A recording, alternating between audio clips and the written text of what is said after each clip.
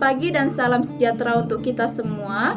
Yang saya hormati Bapak Rio Kurniawan SPD MPD selaku dosen pengampu mata kuliah Bahasa Indonesia di kampus Universitas Bengkulu.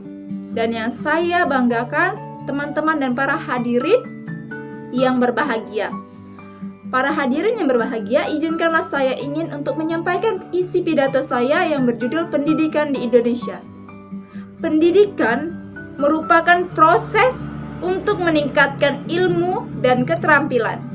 Pendidikan bukan hanya proses mentransfer ilmu dari pendidik kepada peserta didik, melainkan juga untuk meningkatkan sumber daya manusia dan mencetak generasi penerus bangsa yang cerdas dan berkualitas. Pendidikan memegang peranan penting dalam kehidupan berbangsa dan bernegara. Karena dari sinilah cita-cita dan masa depan suatu bangsa akan diteruskan oleh para generasi seterusnya.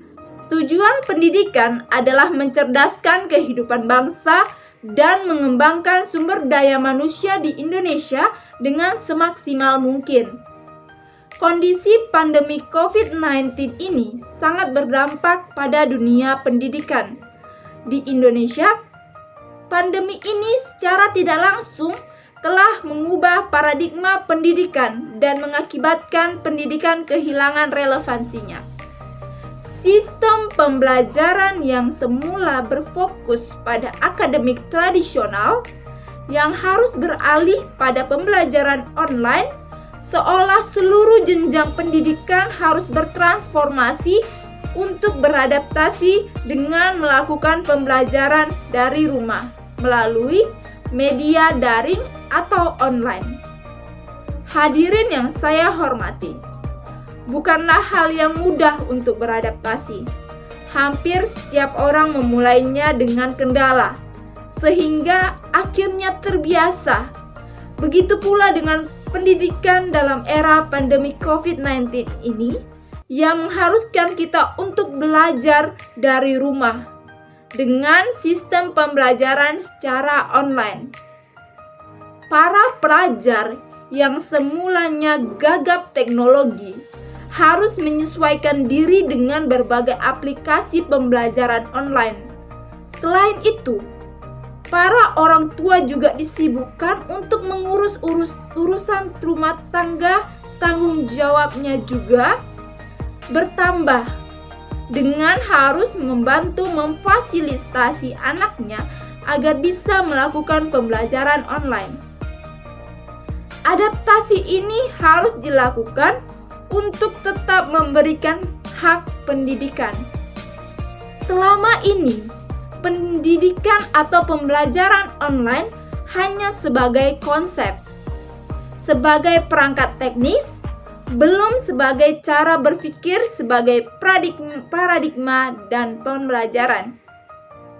Padahal, pembelajaran online bukan metode untuk mengubah metode belajar tatap muka dengan aplikasi digital. Bukan pula membebani peserta didik dengan tugas yang menumpuk setiap hari. Pembelajaran online harus mendorong peserta didik menjadi kreatif, mengakses sebanyak mungkin sumber pengetahuan, menghasilkan karya, menambah wawasan, dan membentuk siswa menjadi pembelajar sepanjang harinya. Dalam sistem pembelajaran online ini, alat komunikasi dan kondisi internet bukan juga merupakan sarana dan prasarana untuk melakukan proses belajar mengajar. Pada saat ini, kondisi dunia pendidikan di Indonesia belum merata. Misalnya, masih terbatas kepemilikan komputer atau laptop dan akses internet merupakan masalah utama yang berdampak pada tidak meratanya akses pembelajaran online. Oleh karena itu, pemerataan pendidikan baik layanan atau sarana atau prasarana itu harus diperhatikan. Hadirin yang saya hormati, sangat diperlukan peningkatan kualitas sumber daya manusia.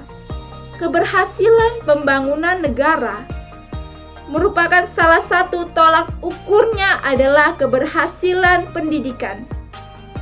melalui pendidikan akan melahirkan generasi penerus yang cerdas, intelektual, emosional, terampil dan mandiri untuk mencapai pembangunan bangsa kita.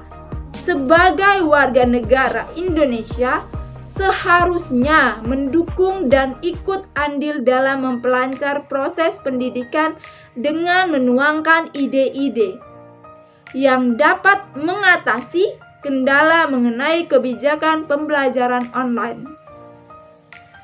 Di tengah pandemi COVID-19 ini, sistem pendidikan kita harus siap melakukan lompatan untuk melakukan transformasi pembelajaran daring, melakukan dengan atau bagi semua siswa atau mahasiswa oleh semua guru atau dosen.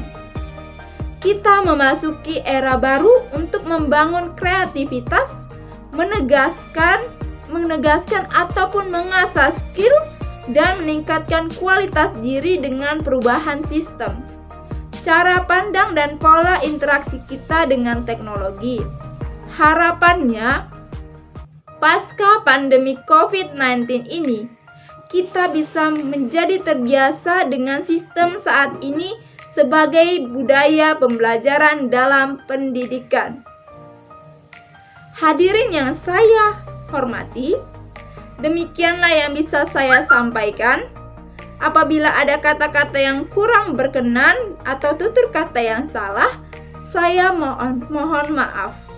Kalau ada sumur di ladang, bolehlah kita menumpang mandi. Kalau ada umur yang panjang, bolehlah kita berjumpa lagi. Sekian, terima kasih dan sampai jumpa.